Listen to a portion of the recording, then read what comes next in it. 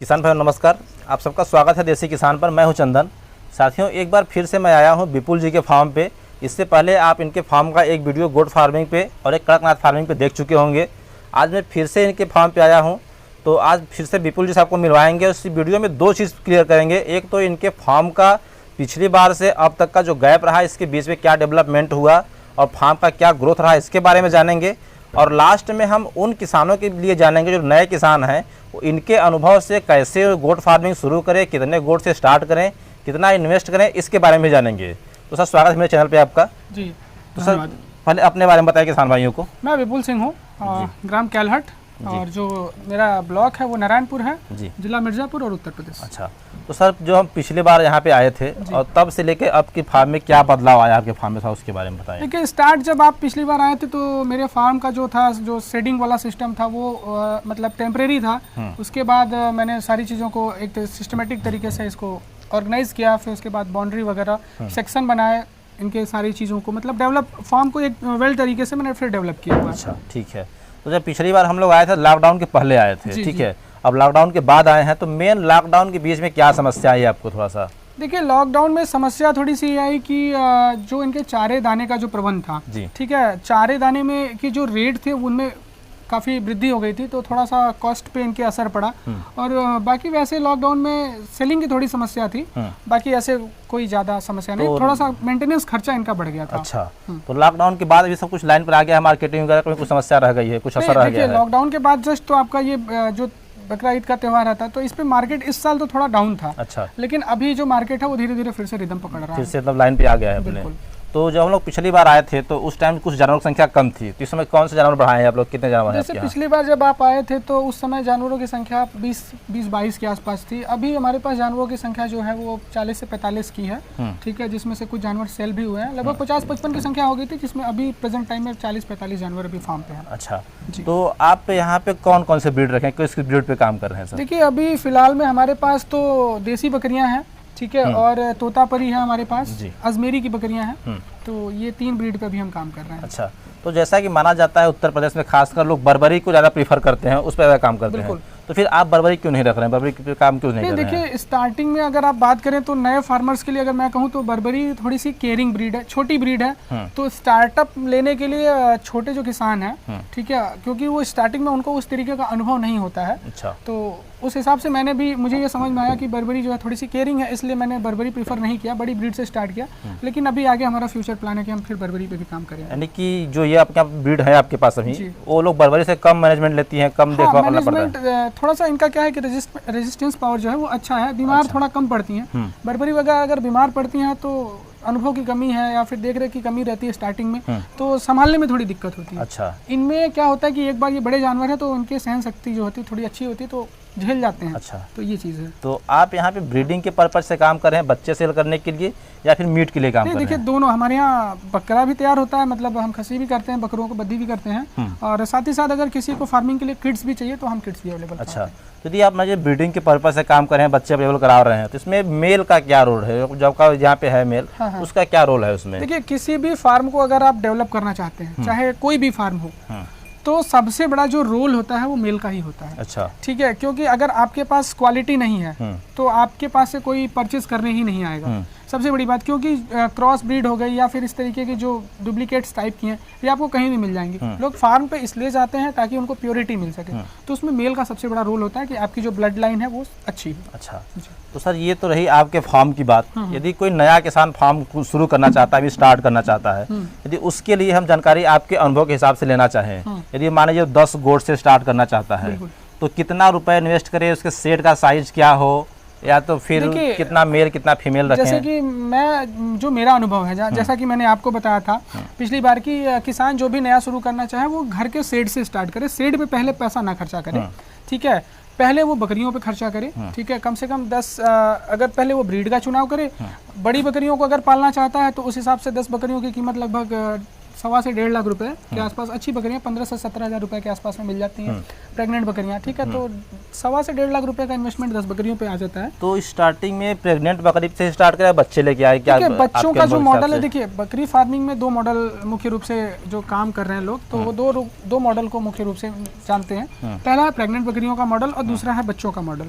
तो अगर आप स्टार्टअप ले रहे हैं तो मेरे हिसाब से प्रेग्नेंट बकरियों का जो ये मॉडल है वो ज़्यादा बेटर है तुलना में बच्चों के। अच्छा। बच्चों में थोड़ा सा टाइम लग जाता है, प्रेग्नेंट बकरियों में क्या है कि आपको अर्निंग थोड़ी पहले स्टार्ट हो जाती है। अच्छा, ठीक है। तो स्टार्टिंग में क्या होता है कि लोग नर्वस होते हैं, तो टाइम ज़्यादा लग जाता है, तो नर्वस की वजह से फिर फार्म सेटल नहीं कर पाते हैं और फार्म बीच में ही बंद कर देते हैं। अच्छा। प्रेग्नेंट बकरियों में क्या है कि बच्चे मिल जाते हैं, तो थोड़ा बहुत आपका जो सिस्टम वो चलता रहता है। तो नए किसान शुरुआत में किस ब्रीड पे स्टार्ट करें, कौन सी ब्रीड से शुरुआत करें? देखिए, आप लोकेलिटी के हिसाब से अगर देख रहे हैं तो जैसे कि अभी हम उत्तर प्रदेश की बात करें तो आप बड़ी ब्रीड पे भी काम कर सकते हैं। अगर थोड़ा बहुत आपके पास अनुभव है, आप तो बर्बरी या छोटी ब्रीड जैसे ब्लैक बंगाल बर्बरी किसी पे भी काम कर सकते हैं। ब्रीड कोई भी गलत नहीं है, आप मार्केट के हिसाब से कोई भी ब्रीड पे काम कर सकते हैं। हाँ, बस ध्यान ये दें कि ब्रीड का चुनाव करते समय जहाँ से भी आप बकरियाँ खरीदें उन बकरियों की क्वालिटी अच्छी हो। बकरियां 4 कम खरीदें लेकिन बकरियों की क्वालिटी अच्छी हो, उनकी ब्लड लाइन अच्छी हो, तो उसमें दिक्कत नहीं आएगी। अच्छा, तो इसके लिए ट्रेनिंग लेना किसानों को जरूरी है? बिना ट्रेनिंग के स्टार्ट कर सकते हैं फार्मर से जानकारी लेकर के? मैंने तो कहीं से ट्रेनिंग नहीं ली थी, तो बट ट्रेनिंग किसी भी फार्मिंग को करें तो जाहिर सी बात है कि अगर हम थोड़ा सा जानकारी रखते हैं तो वो अच्छा ही होता है, बुरा नहीं होता। तो ट्रेनिंग अच्छी चीज़ है, ट्रेनिंग लेना चाहिए। लेकिन मेरा एक ये भी मानना है कि अगर आप ट्रेनिंग के अभाव में है, ट्रेनिंग नहीं ले पा रहे हैं कहीं से, तो आप तमाम जैसे हमारे पास यूट्यूब है और तमाम ऐसे आज के डेट में संसाधन है जिससे आप डेटा इकट्ठा कर सकते हैं, उस पर रिसर्च थोड़ी एनालिसिस कर सकते हैं। तो लगभग 35 से 40% अगर आपको नॉलेज हो जाती है तो आप काम शुरू कर सकते हैं, धीरे धीरे आप समय के साथ सीख जाएंगे। तो यदि कोई आपका अनुभव लेना चाहे, आपसे कुछ जानकारी लेना चाहिए, तो उसके लिए आप कोई चैनल वगैरह चलाते हैं यूट्यूब का?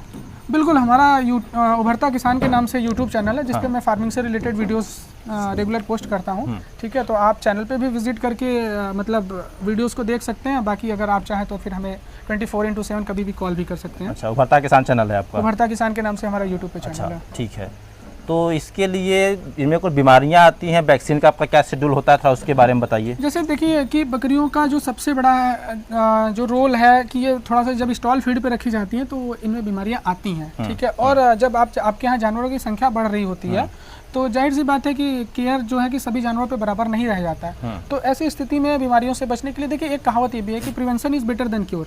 समय रहते अगर आप मतलब किसी भी चीज़ को सुरक्षित कर लेते हैं तो वो फिर अच्छा है। तो वैक्सीनेशन इसमें प्रॉपर आपको शेड्यूल के टाइम से करना चाहिए, कोई दिक्कत नहीं है इसमें। जैसे कि मैंने बताया आपसे कि जैसे प्रॉपर समय समय पे वैक्सीनेशन करना चाहिए। वैक्सीनेशन का बहुत ज़्यादा खर्चा नहीं है। लोग जितना समझते हैं कि बकरियों में वैक्सीनेशन का खर्चा है, ऐसा कुछ खर्चा नहीं है। बहुत अगर आपके पास जानवरों की संख्या ठीक ठाक है तो बहुत ज़्यादा खर्चा नहीं आता। और एक बार साल में अगर आप वैक्सीनेशन करते हैं या साल में 2 बार करते हैं तो बकरियाँ आपकी सही रहती हैं। इसमें मुख्य रूप से ऐसे आप ET हो गया, FMD हो गया, PPR हो गया, इन 3 वैक्सीनेशन को लगभग 15-15 दिनों के अंतराल पे किया जाता है। और साथ ही साथ लगभग आप 3 से 4 महीने में इसकी प्रॉपर डिवर्मिंग करते हैं। अच्छा, और एक बात मैं चंदन जी आपको और बता दूं, जो हमारे सामने से किसान भाई देख रहे हैं कि जैसा कि लोग डिवर्मिंग को लेकर के एक बहुत बड़ी मिथ होती है। अच्छा, ठीक है, कि जैसे लोग आते हैं हमारे फार्म पे तो पूछते हैं आपने डिवर्मिंग की है कि नहीं की है। तो मैं कहता हूँ भैया डिवर्मिंग तो हुई है, लेकिन वो डिवर्मिंग की जो कंप्लीट जानकारी वो लोगों को नहीं है। अच्छा, इसमें सबसे बड़ा फैक्ट ये है कि डिवॉर्मिंग करने के बाद आपको कम से कम 4 से 5 दिन तक लिवर टॉनिक चलाना चाहिए। अच्छा, तो सबसे जो अहम बात है वो ये है, लोग डिवॉर्मर कोई भी दे के छोड़ देते हैं, उससे क्या होता है कि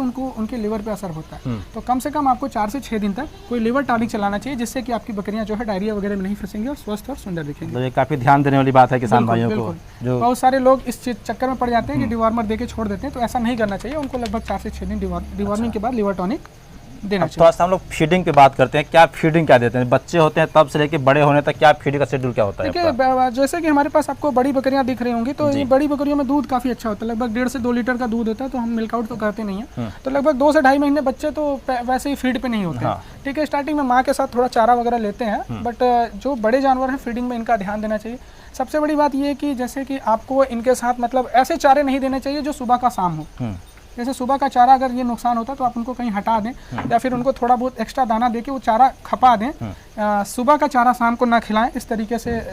और जैसे कि हमारे यहाँ अभी क्या है कि एक टाइम भूसा चल रहा है अभी गेहूं का, उसके साथ तीसी की खल, ये क्या बोलते हैं गेहूं का चोकर हो गया, और साथ ही साथ आपका मक्के और अरहर की मक्के का आटा हो गया, रहर की चूनी हो गई, चने का चूनी, जो भी आपके यहाँ थोड़ा सा अफोर्डेबल पड़े, जो सस्ते रेट में पड़े। बकरियाँ सब कुछ खाती हैं, कोई दिक्कत नहीं है, तो आपकी जो इच्छा है वो आप खिला सकते हैं। तो एक लास्ट सवाल, मान लीजिए हमारा माल तो रेडी हो गया, किसान भाई फार्मिंग शुरू कर दिए, उनका माल रेडी हो गया, मार्केटिंग कैसे मैनेजमेंट करते हैं, मार्केटिंग कैसे देखते हैं, क्या रेट में सेल हो जाता है? देखिए अभी तो जो हमारे यहाँ का रेट है, जो कॉमन रेट है, वो लगभग 400 रुपये kg है। अच्छा, ठीक है। बाकी मार्केटिंग में वैसे कोई समस्या नहीं है। अगर कोई किसान देखिए अगर काम कर रहा है तो अगर मार्केटिंग में कोई समस्या आती है तो हमसे भी संपर्क कर सकता है। हमारे यहाँ भी बहुत सारे लोग आते हैं। तो अपना नंबर बता दीजिए किसान भाइयों को। मेरा नंबर है 9682 20 19 10। ठीक है, उनके थ्रू भी हो जाता है। बाकी आप सोशल मीडियाज़ वगैरह से भी कस्टमर्स को गेन कर सकते हैं, कोई बहुत बड़ी बात नहीं है, क्योंकि आज के डेट में फार्मिंग इतनी ट्रेंडिंग और टेक्निकल तरीके से हो रही है कि मार्केटिंग का कोई बहुत बड़ा इशू नहीं है इसमें। ठीक है जी, तो धन्यवाद सर आपको जानकारी देने के लिए। बिल्कुल धन्यवाद आपका भी चंदन जी, आपने हमारे फार्म पे दोबारा विजिट किया। तो किसान भाइयों आज की वीडियो को हम समाप्त करते हैं। धन्यवाद।